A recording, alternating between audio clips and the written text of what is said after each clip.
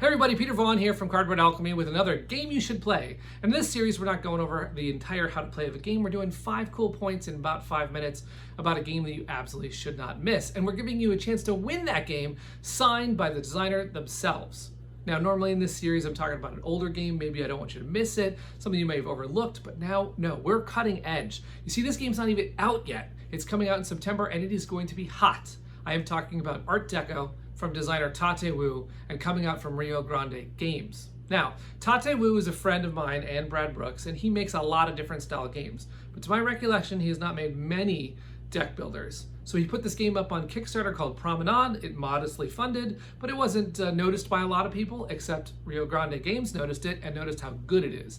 In fact, I've heard that the whole team behind Dominion is actually a fan of this game. So I want to tell you why you absolutely want to check this out.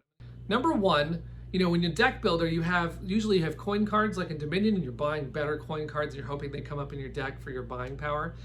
In Art Deco, every single card in your hand has buying power. So you have a blue painting, it's 1 gold essentially, it's 1 value. But if on the turn before you go, someone buys a blue painting out of the market and increases its value to 2, now the blue painting in your hand is worth 2. So your buying power completely increases. Your hand starts to become more powerful.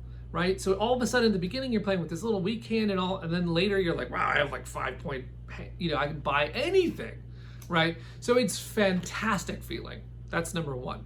Number two, there's this inflation system, which Tate explained to me that in an economic games, that's usually the weak spot, right? Your hand gets really good, but the board state doesn't change. And so all of a sudden you have this overpowering hand and you can kind of crush the game.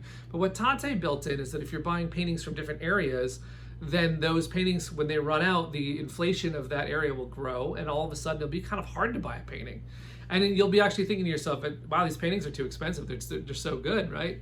So it'll actually change the flow of the game and give you a really good competitive feel to the way that the inflation is working. So that's number two. Number three is the fact that players are in complete control of this, right? I don't have to buy from that gallery. I don't have to buy the blue paintings, but if I see that you're buying the blue paintings, I know that both of us are going to benefit from getting the blue. I could buy the purple, I could buy the red and go it on my own, but if no one's helping me, then I know that's going to be hard. So you have complete control of the market. Number four, you have complete control of the end game goals. Now this is really cool because at the end, you're going to be putting these paintings up in a museum. But when you put them up in the museum, you lose them out of your hands, so you lose that awesome buying power, but you gain a lot of points.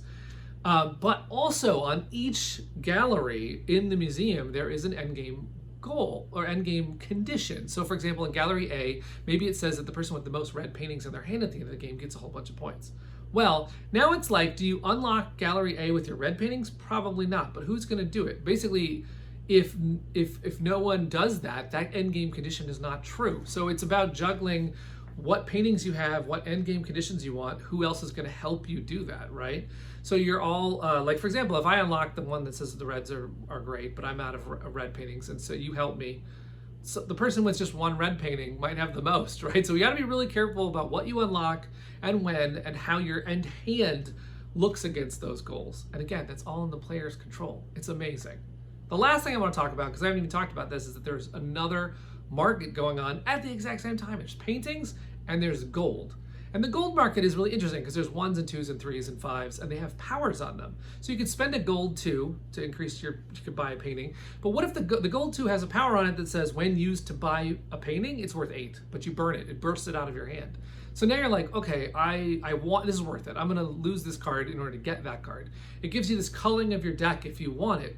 But at the end of the game, gold is worth things also. There's this ramp of gold's value. So now you're like, wow, if I burst all my gold and spend it all, I've got no points in gold.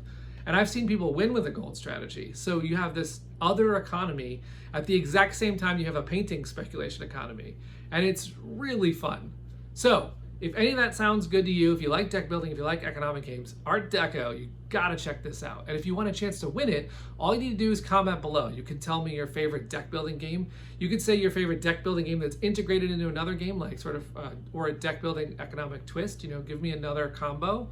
You can tell me your favorite Tate Wu game or your favorite Rio Grande game, anything you want. What we're looking for is somebody who comments and then is subscribed to the channel, and that lucky winner can win at the end of September. We'll pull someone to win a signed copy of Art Deco from Tate Wu. And that's what we have for you today. Thanks for watching, and game on.